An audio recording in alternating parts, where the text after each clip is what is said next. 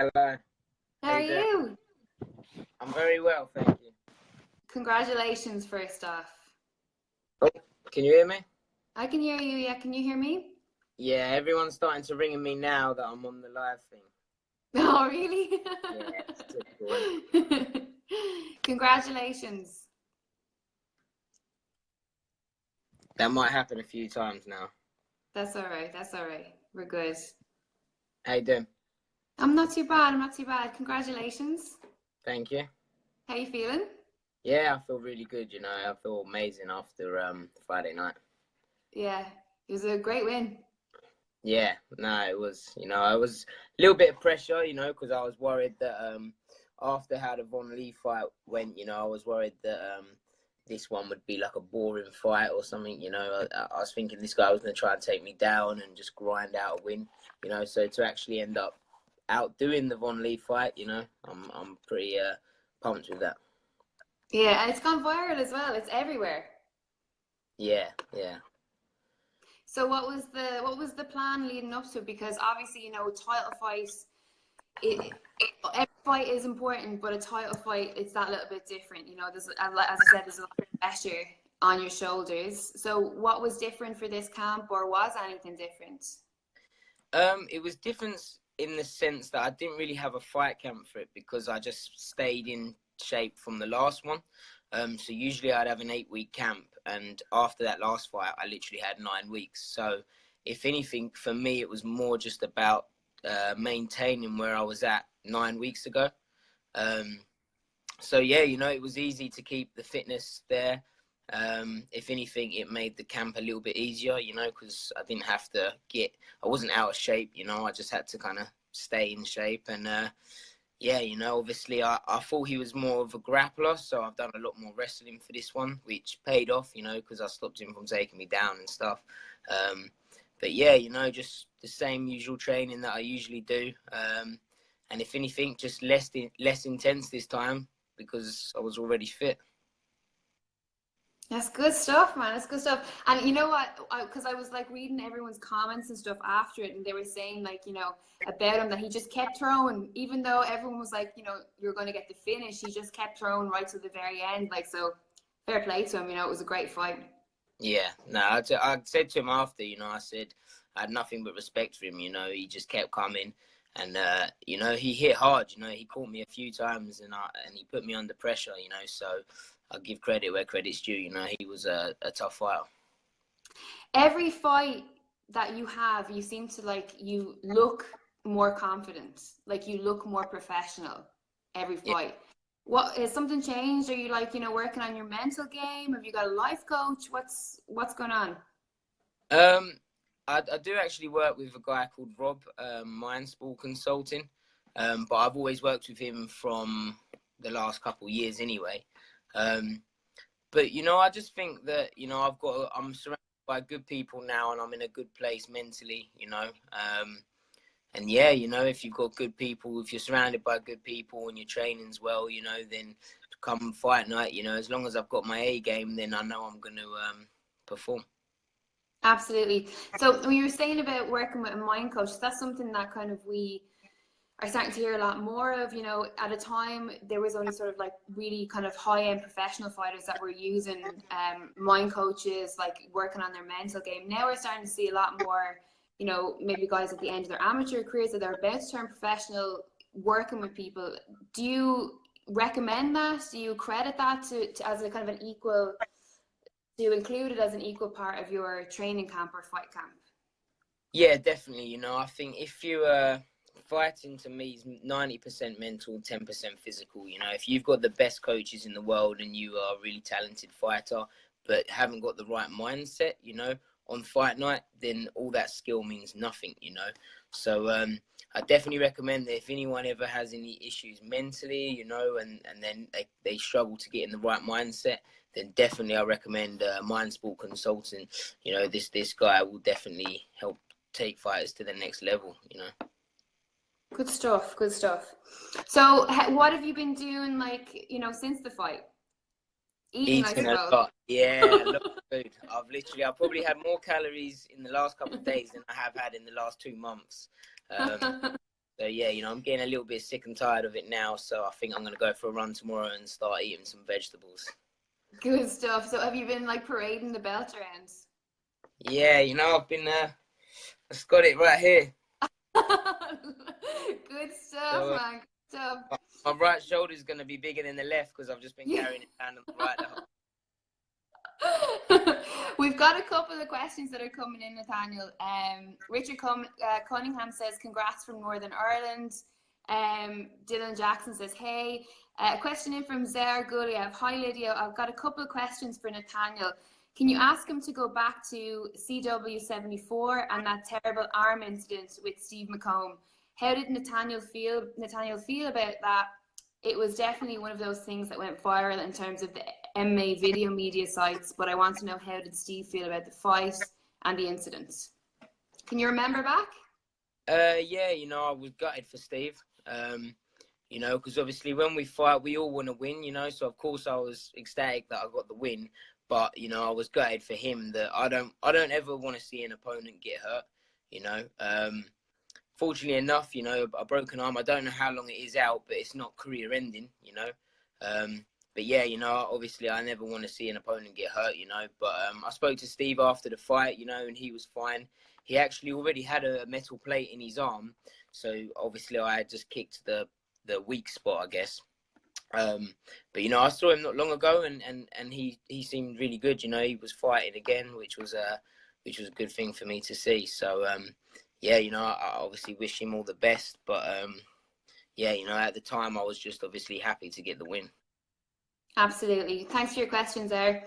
Talking about, you know, like obviously you don't come across media wise as somebody who kind of talks a lot of crap, really, you know, and you don't kind of rely on that sort of, you know, crap talking to propel yourself or to get your fight. You know, you let your fight and do the talking. For someone who's been doing MMA for so long, do you have an opinion on that? Because obviously, you know, you're next to One Punch, like one of the nicest guys in MMA, you know, so respect is obviously a huge factor. What do you think about, you know, the way that this, like, you know, the Conor McGregor era and the way that people have kind of gone to sort of market themselves? Do you have an opinion on it? I think a lot of it's really cringy, you know. Obviously Conor McGregor can talk the talk, he walks the walk, and it sells, you know. So he's made a lot of money from it. And I think what's happened is people have looked at that and they think, right, I need to talk shit to make a lot of money. But half of them can't fight, so they can't back it up. And half of them, you can just tell when something's rehearsed, you know. You can see people put stuff on Twitter and you think they're just jumping on the bandwagon hoping that it's going to make them extra money, you know. And to me, I think it's cringy, you know. I think people need to be themselves, you know. I think if eventually you're gonna get found out if you're being fake, you know. So if you can talk the talk and you can smack talk and all that like a Nate Diaz, you know, and it sells, good for you. But you know, me myself, it's not personal, you know. Me and my opponents, I've never got anything against them, so I'm not going to do it. You know, if someone calls me out personally, then best believe I'm going to take it personally, and then I'll say stuff back, you know. But fortunately enough, everyone that I've ever fought with has never said a bad word to me, so I've never felt the need to talk smack, you know. And I'm definitely not going to force it. So how do you, when you get into a fight, like how do you, or does that kind of like kill instinct just automatically happen as soon as that ref says let's go, you know? Does it just automatically come on? Yeah, you know, obviously we're trained to fight in MMA, you know. So obviously as soon as the bell goes, I'm in sport mode, you know. Just like a footballer would play a game of football, you know, I'm there to do a job. So you know, as soon as that bell goes, the guy in front of me, I know he's just trying to achieve the same dream that I am. So you know, I know that he's just going to try and knock me out the same way that I am him. So you know, I never have a problem with going into the cage and having to put it all on the line, you know. I think a lot of people, when they need to hate each other, and I don't, you know. At the end of the day, I go sparring with my best friends and we're punching each other all day. So, you know, I can do it with a random guy in a cage for 15 minutes or 25 with no problem, you know. Do you ever get a moment of kind of compassion in the middle of a fight where you're like, if you can see that you're hurting somebody, you know, or that you're beating them mentally, do you ever kind of feel like a moment of compassion coming into it? Or is it just kill? I do feel a little bit, you know, especially the other night. I was ecstatic when Mark stepped in, you know, and I didn't want to have to keep hitting the guy because he wasn't going down, you know, and I could see that he was pretty much unconscious standing, you know. So in a way, I was happy when Mark stepped in because I don't want to hurt anyone in the long run, you know. I'm just here to do a sport, and you know, I hope obviously my opponents come out uninjured and they can continue the sport themselves as well.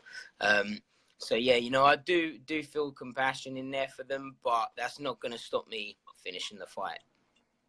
Brilliant. That's the ref's job to step in. Absolutely agreed. A question in from Leighton Egan. He's asked, how long have you been training? I've been training now for 8 years. 8 years. Yeah. Just MMA? Did you train martial arts before that, or? When I was about 10 years old, I think I did kickboxing for about 2 years and then quit for football. And then I started training MMA when I was 16 and I'm 24 now. So 8 years. What got you into it? Why did you change from football to MMA? Well, I've always wanted to do a sport for a living, and MMA at the time seemed like the only actual sport that you could start at the age of 16 and make a living from.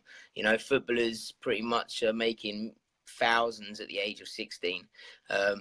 Boxers, you know, have been boxing from the age of, 11, you know, and I was looking at videos of the likes of Brad Pickett, Demetrius Johnson, you know, and they didn't start training until they were like 26, 19. Yeah. Etc. So I actually thought, right, I'm 16, you know, give it a go. And I'd always been a fan of the UFC anyway. And yeah, I went along with my dad, and then ever since, it's the rest is history. So what's that like, you know, growing up and seeing people like Brad in the UFC, and then, you know, ultimately him being in your corner for you winning the championship belt? Like, what's that like? Oh, it's amazing. You know, I literally was a fan of Brad before I ever met him, and then next thing I'm told that he's moved into a house 5 minutes around the corner from me. And oh, no way. Yeah, and then he obviously just invited me to say, yeah, can't come down training, you know. So I started jumping in the car with him and spending about 5 hours a day with him. And yeah, you know, it was quite a cool experience to start with, but then after a couple of days it just seemed like normal. What's the best piece of advice that he's ever given you? I wouldn't know. He doesn't give much good advice, to be honest. Nah, he just...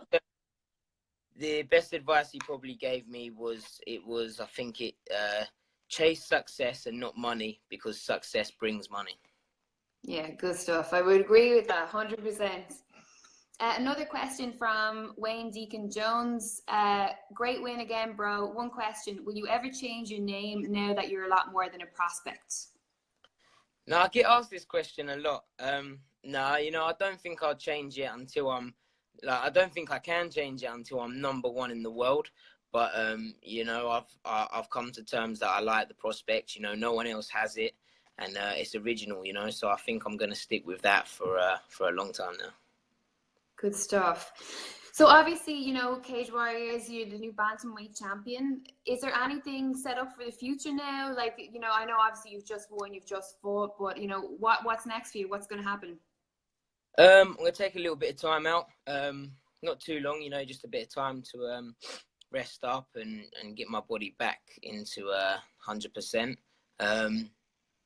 But at the moment, I'm not too sure what's going on, but obviously I think I'll have to defend my belt at Bantamweight. But a lot of people on Twitter are talking about me fighting some guy in Wales or something. And I said to them the other day that, look, I'm the champ now, so I'm defending it in my hometown. So, you know, if I've got to defend the belt, then it's going to be in London. Good stuff. Whereabouts in London are you from? South London, although I train in North London with Brad. Oh. So, yeah. Who's your football team? Do you still support football? No, I don't really. I supported Chelsea, but if you ask me to name 3 players, I wouldn't be able to tell you. So, you know, I don't think I can say that I'm Good stuff. Dave Terrell, congrats, well-deserved win. Another question from Zarguliev. How did Nathaniel find training with Bola? I heard good things about him from American Top Team. Did Nathaniel learn anything from that camp with him and training in general? And how was the pizza in Italy? Yeah, Bola's one of my main teammates. So, you know, it's amazing training with Bola. He's got tons and tons of experience. You know, I was watching him in the Ultimate Fighter about 5 years ago, I think, you know. So to have him as part of my team as well, you know, is great. He's got a lot of time for me, and I've got a lot of time for him. And as for Italy, the pizza was amazing, you know, but even better, the ice cream. The ice cream was something else. What's your favorite food? Cheap food? Well, do you know what? It's not really cheap food, but I've got to say Nando's is my favorite. Nice. But if we're talking real greasy, then I think it's got to be a Chinese takeaway. Oh, that's proper grease right there. Yeah. Sweet Well, and you sour, know, that's the best. you're talking about, you know, Ebola and Ultimate Fighter, UFC. A long time ago, if you would ask kind of the new guys in MMA, what's the goal, what's the dream, they'd say, get to the UFC. You know, want to be like champion in the UFC. Is that still a goal for you, or do you realize now that there's all these other promotions and there's all different ways for you to make a living and a career right before going to the UFC or without going there? Yeah, for me, I would like to represent my country at on the highest platform, you know, and that is the UFC. But now, you know, there are a lot of other promotions that fighters are leaving the UFC for, you know. So that I would say there's less pressure now to make as much, like, whereas before you'd have to be in the UFC to make a living, you know. Now there's other shows where you can make a comfortable living. So, you know, I would say that there's not as much pressure and it's not as much rush to get into the UFC. But, you know, in the end goal, you know, that's where I would like to be. That's where I would like to represent my team and my country. So how do you make a living? Like, do you do privates? Do you do coaching? Like, what's your kind of schedule? Like, what's your week like? Well, originally I was a roofer, so I was doing roofing, training at the same time. But I quit that to train full time. And within the last sort of year, you know, I've picked up a few privates and I'm doing PTs on the side. But I'm not making much, you know, I'm literally still making peanuts. But fortunately enough, you know, I've got a family to support me. So my mum and dad, you know, they don't try and smash me on the rent or anything. And I haven't got children, you know, so I haven't got much to pay for. So as long as I can just put a bit of petrol in my car, you know, then it means that I'm able to live off what I earn through fighting now. Do you think having a kind of, I suppose, simple life in that way, that you don't have a lot of responsibilities, don't have a lot of bills, do you think that that kind of helps or attributes your fighting, you know what I mean? So that you don't have this kind of like outside chaos that, like, you know, might take away from your focus? Yeah, it honestly makes a huge difference. You know, I haven't got the stress of having to get to and from work and then being able to train. You know, I can literally wake up, train however many times I want a day and train with whoever I want because I'm able to go wherever I want, you know. So, yeah, you know, being able to train full time, it's a luxury to have, I know, you know, not everyone can do it, but I believe that this day and age, you have to be full time, I believe, to make a comfortable living from MMA. You know, because I think with the amount of guys that now are training full time, you know, if you're not, then you're missing out on a lot of potential training. And you know, I don't think you'll be able to keep up with the fighters nowadays that are training full time. Absolutely. What about, you know, after fighting? I know it's hard to think about after when you're just really getting started, but I'm always interested to hear fighters like long-term plans. You know, would it be in coaching? Would it be into like commentating, refereeing? Like, what areas are you interested in? Well, fortunately enough, because I'm with Brad, I've been able to see what he's doing now. You know, that he's retired, so he's in the process of opening up his own gym. You know, so I'm learning from him now, so I would like to do the same sort of thing, you know. I'm not stupid, so I know fighting doesn't last forever. So if I can make a decent amount of money through fighting, you know, I'll definitely be investing money into businesses. You know, I'm not out to get rich through fighting, you know, but I believe that I can get rich once I've got some money behind me from fighting. But yeah, you know, when I retire, then, you know, I'd love to obviously stay involved in the sport, whether that's teaching, commentating, or, I don't know, running my own promotion or something. You know, I would definitely like to still be involved with MMA. Amazing. Got another question in there from Michael Doyle. He said, do you like a bag of cans? So what he means is, do you like drinking?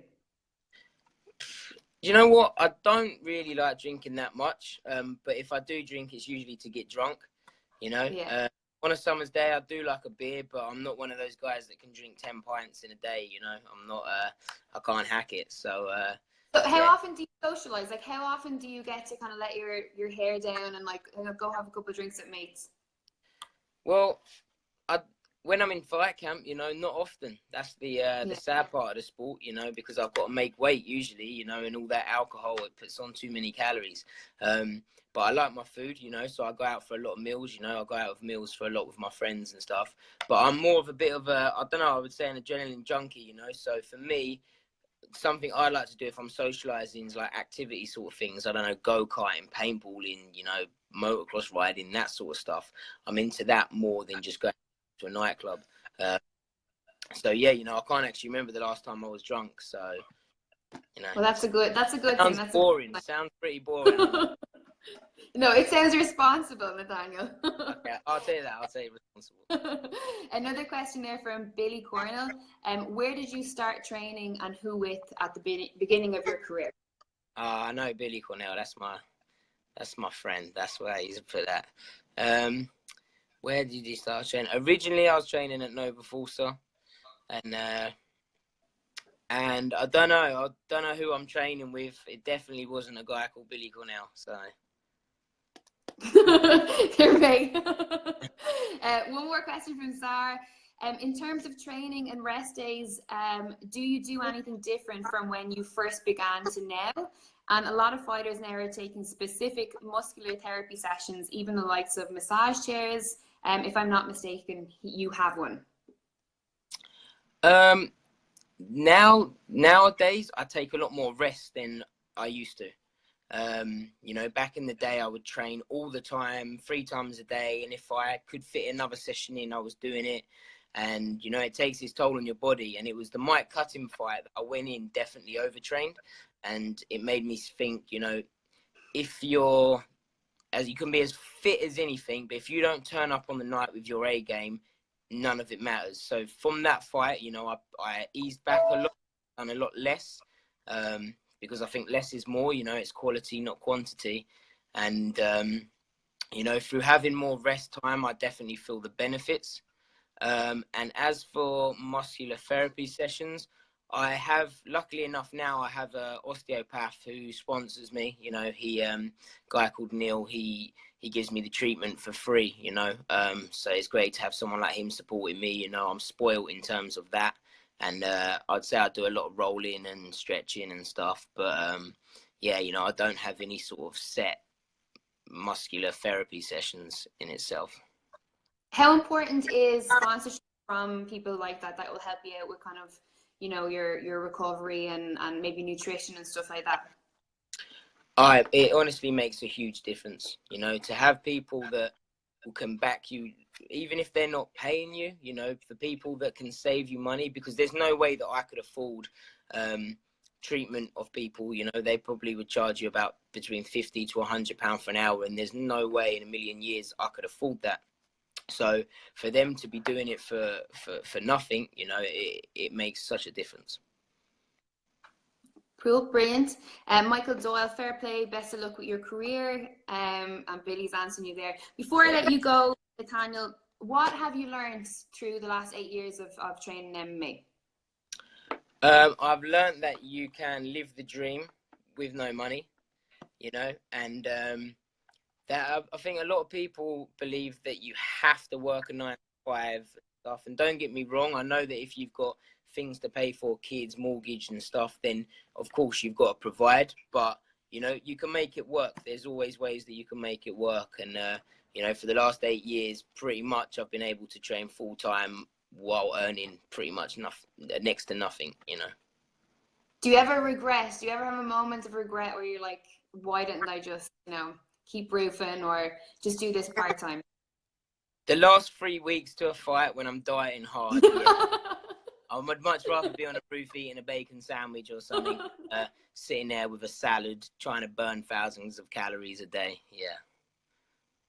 And before, because we're on this topic, but for you, what is it about winning? Is it, you know, the competition element of fighting, or is it the fight itself? What do you prefer? I'm very competitive, you know, so I'd definitely say the competition in fighting, and just that I just want to be the best that I can, you know. So whenever I go in there, I just look at it as a test, you know, and I always want to come out on top. Do you think that if you were doing any other sport, you would still be the same? Do you think that that's something that's in your nature? Yes, but if it's a team sport like football, you know, I don't think I would be as competitive because you have to rely on other people in there. But when it's a one-on-one sport, you know, and it's just me against one other guy, you know, then that definitely brings more of a competitive nature out in me. Absolutely. So last question before I let you go, what message would you give to any aspiring MMA fighters or any of the amateur guys? Because, you know, obviously you're the champion now. So what advice would you give to them? Just to keep plodding along, you know. Obviously you're going to have bumps in the road, you're probably going to get losses, and if you're not, then you're probably not fighting good enough guys. So yeah, you know, it's a marathon, not a sprint. Just keep doing what you're doing, and eventually you'll get there. Good stuff. Well, listen, do you want to say thank you to anyone? Do you have any sponsors or shout outs that you need to give?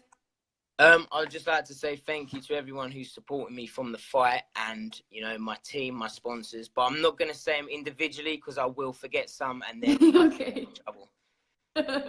Check your social media. They're all on there, I'm sure. Yeah. Good stuff. Well, listen, I'll let you go, Nathaniel. Thank you so much for taking the time. You're welcome. Thank you for having me. You're welcome. Anytime. Take it easy. Lovely. Thanks a lot. Tell Brad I said hi and that he has to come on the show soon. Okay, I will do. Take it easy.